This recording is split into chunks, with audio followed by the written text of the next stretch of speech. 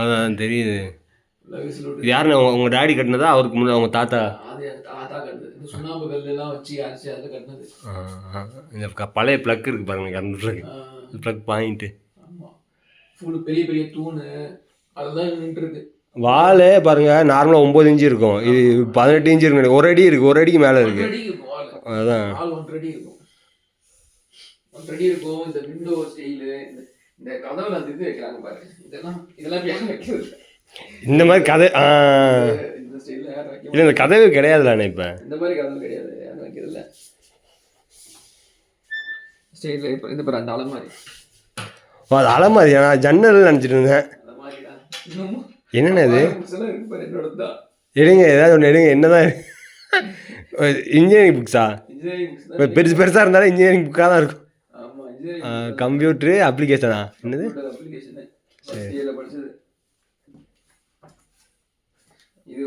ஐயோ, மெக்கானிக் டிசைனா? டிஎம் மெக்கானிக்கல்.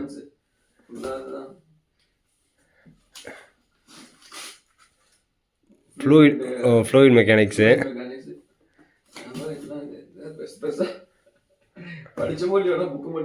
ஆனால் எவ்வளோ பெரிய புக்காக இருக்குண்ணே. அவனுங்க என்ன விற்பாங்க, ஆனால் ஒன்றுத்துக்கு உதவாது இந்த படிப்பு.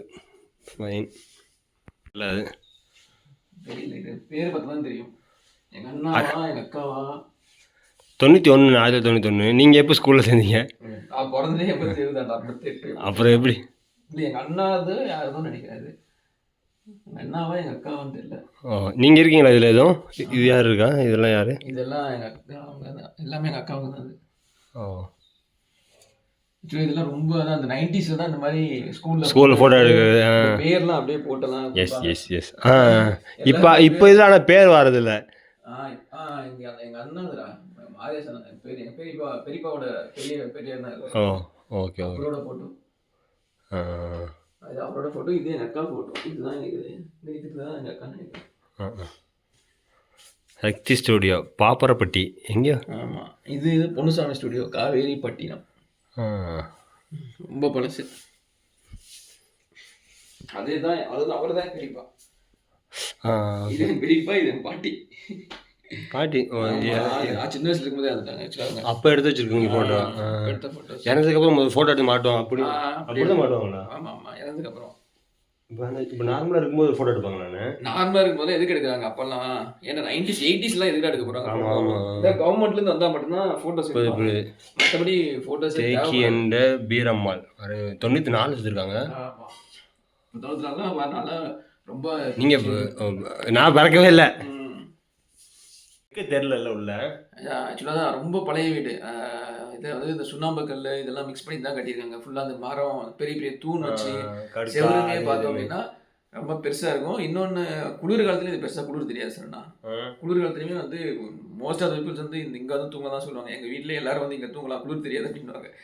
கதவை சாத்திட்டோம்னா குளிர் தெரியாது. ஆனால் இந்த ஏரியாவில் பயங்கரமாக குளிர் இல்லை, அந்த டைம் கூட எனக்கு குளிர் தெரியாது. அதே மாதிரி வெயில் காலத்துலையும் வைக்க அந்த அளவுக்கு தெரியாது.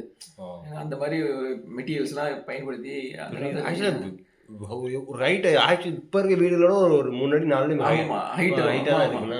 அதுக்காக தான் அந்த டெம்பரேச்சர் கீழே வர அது கொஞ்சம் குறைக்கும்ல, அதனால தான் அந்த ஹைட்டு. இப்போ தான் வந்து ரொம்ப கீழே கட்டி விடுறோம். நம்ம கட்டிட்டு ஃபேன் போட்டுருவோம், ஏசி போட்டுருவோம். எத்தனை வருஷமே இருக்கும் லைஃப் இந்த வீட்டுக்கு? எனக்கு தெரிஞ்சு இருக்கும் சார், ஒரு 60 வருஷத்துக்கு மேலே இருக்கும். 60 வருஷம் மேலே இருக்கும். பரவாயில்ல. ஏன்னா எனக்கு தெரிஞ்சு எனக்குமே இதுதான் ஒரு 2-3 வீடு தான் இருந்துச்சு. மாடி வீடு இந்த ஊரில் 2-3 தான் இருந்துச்சு. அதில் இதுவும் ஒன்று நினைக்கிறேன். எனக்கு தெரிஞ்சு ஆமாம், ஒரு 2-3 வீடு தான் சார் இருந்துச்சு. தாத்தா கட்டியிருக்காரு. ஆமாம், 2-3 வீட்டில் இது ஒன்று நினைக்கிறேன். சேர்த்து எவ்வளோ நாள் இருக்கும்? இல்லை, அவர் யாராவது எனக்கு தெரியவே தெரியாது.